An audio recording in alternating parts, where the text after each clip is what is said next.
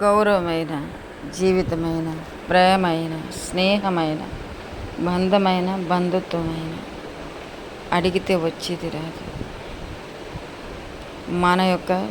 మనలో ఏదైనా క్రియేటివిటీ ఉంటే అవే అన్నీ తెచ్చిపెడతాయి. కానీ ప్రపంచంలో క్రియేటివిటీ ఎంతున్నా తొక్కేసే మనుషులు ఉంటే ఆ మనుషులు ఎదగడం కష్టం. నువ్వు ఉద్యోగం చేసే చోట జీతం ఇవ్వద్దని నీకు గిట్టని వాళ్ళు వెళ్ళి అక్కడ ఫోర్స్ చేస్తే వాళ్ళ జీతం ఇవ్వకపోతే నీ కష్టపడిన కష్టం విలువ ఉండదు, ఎదగడానికి మార్గం ఉండదు.